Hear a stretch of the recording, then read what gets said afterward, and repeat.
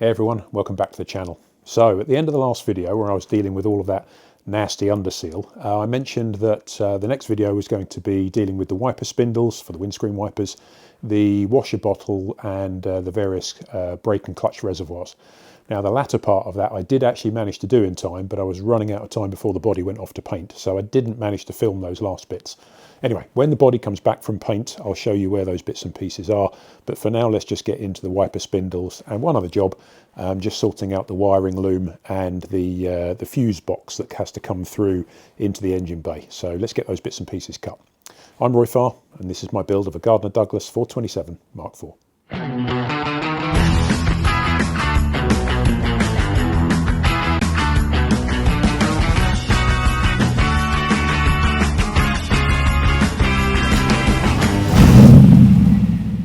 These are the main bits and pieces that make up the wiper motor and the mechanism. So there's the motor. That's one of the long shafts that will connect to the back of the spindles. There's the arms themselves and the little dainty windscreen wipers. I've got to remember that it's only a tiny windscreen, relatively shallow. And down here, these are the spindles. So these little guys, they've got an angle there because they're going to sit at an angle on the bonnet. I believe this clamp sits this way, like this, pointing downwards, and these spindles will connect through there behind the dashboard with that poking out on the top, and that's where the arms will eventually mount to. So let's take a little look at where they fit on the body. So usefully in the body here we've got two holes marked, already pilot drilled there, which will take the wiper spindles. Now they'll sit underneath this front part of the body there, poking up through that hole, sitting at an angle like that. So what we're going to do is just going to take this apart, take this little rubber off here and pop that over the top of the hole. Just mark a little hole inside there, and that will be the basis of the hole we'll cut. And then we'll just start small and work the hole up until it's the right size to take the spindle from underneath, and we'll see how that fits. Okay, so first things first, let's just take this nut off the top here.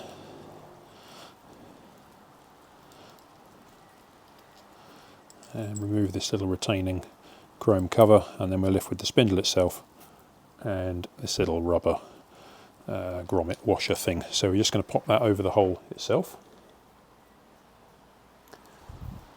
like that, and just set these pieces down to one side for a moment. And I'm just going to use a pencil just to quickly mark around the inside of that.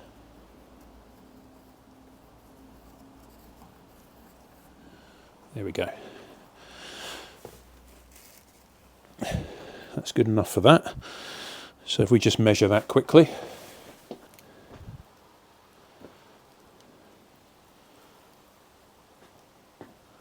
So the spindle itself looks like it's just a touch over 15mm on the thread there.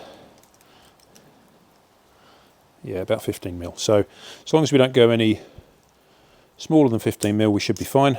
Bigger than 15mm, we don't want to go too much more.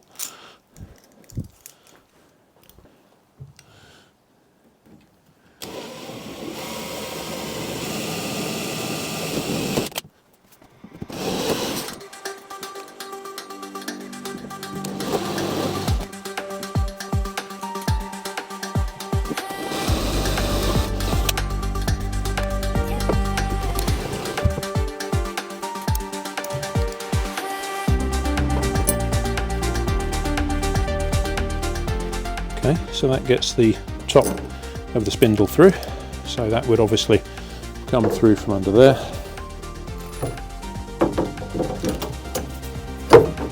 So that's the width that we need, but we now need it at an angle.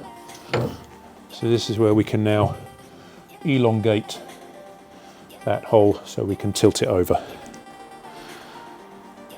So I'm going to just try and open this out a little bit more with the Dremel.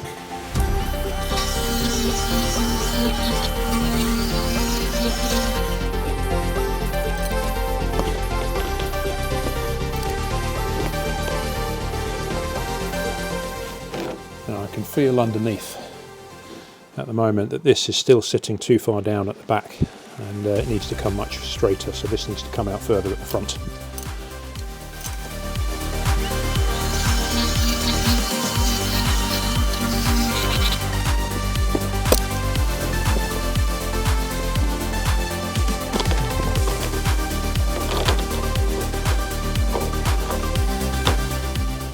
feels very nearly there.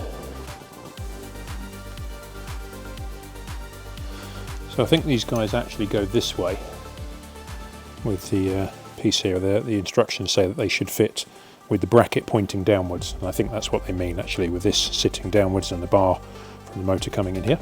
But hole cut, rubber grommet in place. Let's see if we can fit these on.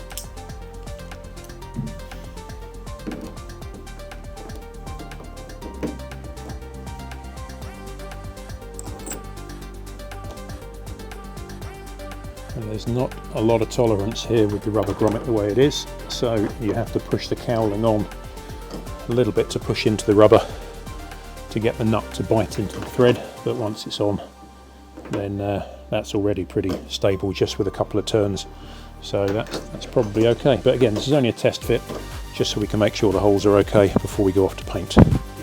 So that's all good, just need to cut the other one, and then that part's all done. And of course you can't build a Cobra without the help of your trusty pooch. Hello Freddy. Are you helping? Not really. But you do like a belly rub. Woof.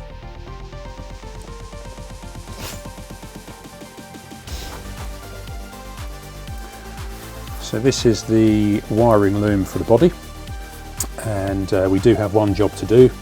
On the right hand side, as you look at it, of the engine bay, there is a vertical slot and some markings where we need to cut out this slot for this fuse block, which just enables easy access to the fuses just in the engine bay there. So we're going to need to take out each of these connectors just to get at this block and just get it into the engine bay, make sure we're cutting the right size. But I don't want to pull these plugs out and end up with them in the wrong order, so I'm just going to quickly mark them all the way along so I know which one's which when I put them back in. So let's just get that done.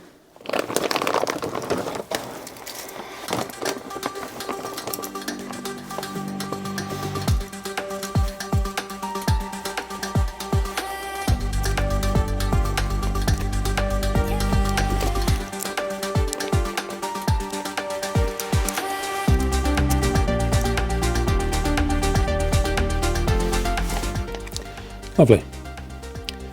So this is the block that we need to fit into the engine bay. Let's go have a look. So basically what we've got, this fuse block, when you take this plastic cap off the front here, this block will press through from the back of the bulkhead. So we need to cut a rectangular slot here that's just big enough, if I pop this cap off the front here, it's just big enough for this to slide through from the back, so you'll then see it exposed in here, and then the plastic cap will fit on the front and keep it all sealed in the engine bay. So the 4 little drill holes that we've got here are the outside edges of that, so let's just cut that out.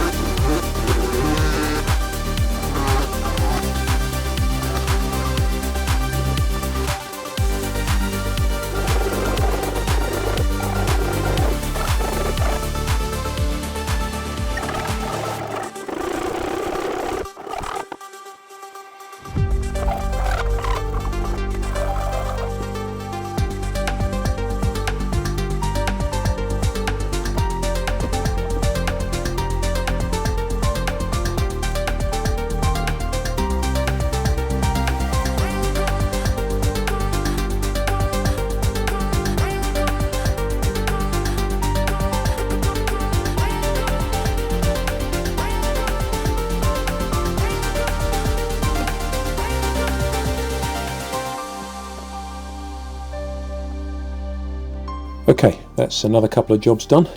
Next time we'll be looking at mounting the body onto the chassis before doing the hardest job we've had so far, which is fitting the roll hoops. So we'll take a look at that next time. Don't forget to like and subscribe. Thanks for watching.